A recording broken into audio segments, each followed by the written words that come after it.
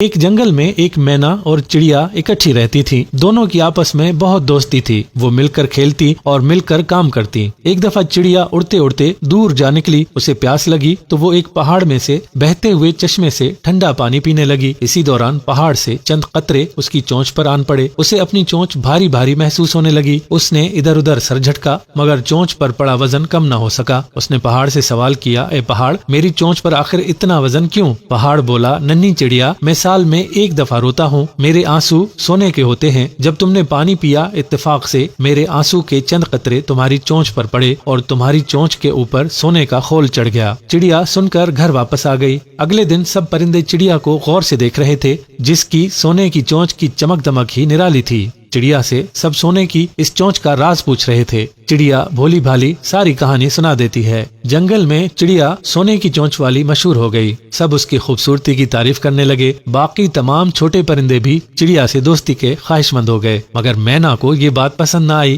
اسے اپنی کالی چونچ سخت بری لگتی تھی۔ وہ چپکے کئی بار اس پہاڑ کے نیچے گئی۔ سارا دن گزر جاتا مگر نہ پہاڑ آنسو بہاتا اور نہ ہی مینا کی چونچ سونے کی بنتی۔ وہ ہر وقت اسی فکر میں رہتی کہ یا تو میری چونچ سونے کی ہو جائے یا چڑیا کی سونے کی چونچ کھو جائے۔ چڑیا مینا کی حسد بھری نظروں سے بے خبر تھی۔ ایک دن مینا چڑیا کے گھر آئی اور بولی، چڑیا بہن، کسی زمانے میں ہم دونوں میں کس قدر پیار تھا، مگر جب سے تمہاری چونچ سونے کی بنی ہے تم نے مجھے بھلا ہی ڈالا۔ چڑیا بولی، مینا کیسی باتیں کرتی ہو، میری چونچ ضرور سونے کی بن گئی ہے مگر میں نہیں بدلی ہوں، تم دل برا مت کرو۔ مینا بولی، اگر یہ بات ہے تو کل رات کا کھانا میرے ساتھ کھاؤ، مل کر خوب باتیں کریں گے، کھیلیں گے اور پیڑ کی شاخوں پر جھولا جھولیں گے۔ چڑیا نے کہا، ضرور، کل میں شام کو ہی تمہارے گھر آ جاؤں گی۔ مینا چڑیا سے وعدہ لے کر اڑ گئی اور سیدھی لومڑی کے پاس جا پہنچی، جو علاج معالجہ کرتی تھی۔ لومڑی نے مینا کو دیکھ کر کہا، آؤ مینا، کیسے آنا ہوا، کہیں بیمار تو نہیں ہو؟ مینا بولی کہ میں کئی دن سے سو نہیں سکی، نہ جانے میری نیند کہاں کھو گئی ہے،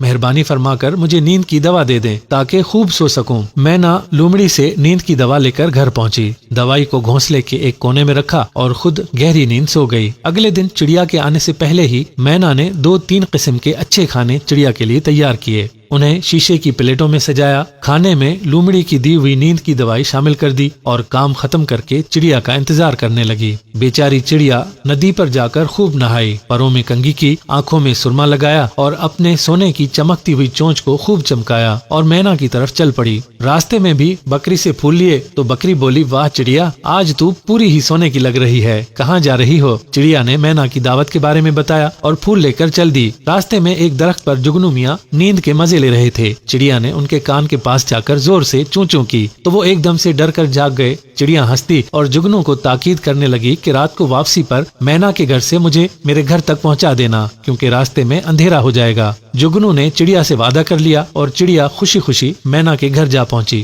دونوں سہیلیاں بہت پیار سے ملی، کافی دیر بیٹھ کر باتیں کرتی رہیں۔ پھر مینا نے چڑیا کو کھانا پیش کیا۔ چڑیا کو چاول کے دانوں کی کھیر بہت پسند آئی اور اس نے خوب جی بھر کر کھایا۔ مینا پاس بیٹھی چڑیا کو اصرار کر کے اور کھلاتی رہی۔ تھوڑی دیر بعد چڑیا کو اپنا سر بھاری محسوس ہونے لگا، آنکھیں نیند سے بھرنے لگیں۔ چڑیا نے پر ہلا کر اڑنا چاہا مگر نیند کی دوائی اثر کر چکی تھی اور چڑیا بے ہوش ہو گئی۔ چڑیا کے بے ہوش ہوتے ہی مینا نے جلدی سے چڑیا کے سونے والی چونچ والا کھول اتارا، اپنی کالی چونچ کاٹی اور اپنے منہ پر سونے کی چونچ سجا لی اور جلدی سے جنگل کی سمت اڑ گئی۔ جگنو میاں مینا کے گھونسلے کے باہر کافی دیر تک چڑیا کا انتظار کرتے رہے مگر چڑیا گھونسلے سے باہر نہ آئی۔ چونکہ جگنو چڑیا سے گھر چھوڑنے کا وعدہ کر چکا تھا، اب وہ کسی صورت اپنا وعدہ نہیں توڑنا چاہتا تھا، کیونکہ کسی سے بھی وعدہ کرو تو ہمیشہ پورا کرو۔ اسی لیے وہ مینا کے گھونسلے کا دروازہ کھٹکھٹانے لگا لیکن اندر سے کوئی جواب نہ آیا۔ گھونسلے کے اندر کی خاموشی نے جگنو کو کسی خطرے کی بو محسوس ہونے لگی۔ وہ گھونسلے کے اندر داخل ہوئے تو انہوں نے دیکھا کہ چڑیا بے ہوش پڑی ہوئی ہے۔ انہوں نے جلدی سے چڑیا کے منہ پر پانی کے چھینٹے مارے۔ چڑیا نے تھوڑی سی حرکت کی اور آنکھیں کھول دی۔ جگنو نے پوچھا، چڑیا تم کون ہو؟ چڑیا بولی، آپ نے مجھے پہچانا نہیں، میں سونے کی چونچ والی آپ کی بھانجی ہوں۔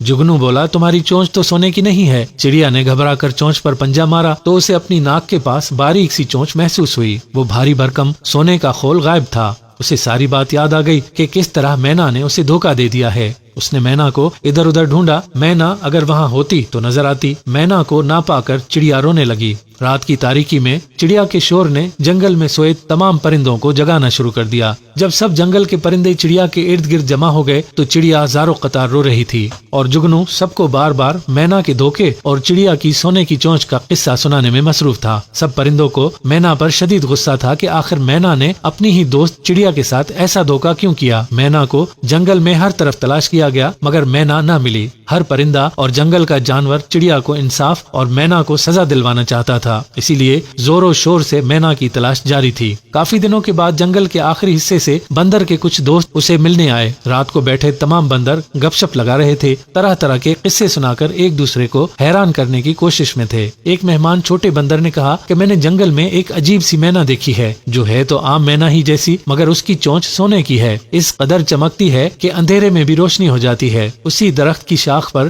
جگنو میاں بھی بیٹھے سوتے جاگتے بندروں کی باتوں سے لطف اندوز ہو رہے تھے۔ جب جگنو میاں کے کان میں سونے کی چونچ والی مینا کی بات پڑی تو وہ چونک اٹھے اور غور سے بندر کی بات سننے لگے۔ صبح ہوتے ہی وہ چڑیا کے گھر جا پہنچے اور چڑیا کو سارا قصہ کہہ سنایا۔ چڑیا نے اپنے تمام خاندان کو اکٹھا کیا اور الو اور گلہری کو ساتھ لیا اور بندروں کے پاس جا پہنچے۔ بندر بیچارے سوئے پڑے تھے۔ پرندوں کے شور کی آواز نے انہیں جگا کر ان سے سونے کی چونچ والی مینا کا قصہ پوچھا۔ جگہ کے بارے میں معلومات لے کر پرندوں اور چھوٹے جانوروں کی 2 فوجیں تیار کی گئیں۔ مہمان بندروں کی رہنمائی میں رات کی تاریکی میں جنگل کے آخری حصے میں دونوں پہنچے۔ جگنو میاں اپنے سارے خاندان کے ساتھ روشنی کی سہولت پہنچاتے رہے۔ رات کو ہی اچانک حملہ کر کے سوئی ہوئی مینا کو گرفتار کر لیا۔ اگلی صبح جنگل میں بہت رونق تھی۔ جنگل کا بادشاہ شیر بڑی شان سے دربار سجائے بیٹھا ہوا تھا۔ الو، بندر، ریچھ، ہاتھی، زرافہ، مینا، طوطے، مور اور رنگ برنگی چڑیاں سب جمع تھے۔ تتلیاں اور جگنو بھی ادھر ادھر اڑتے پھر رہے تھے۔ شیر کے سامنے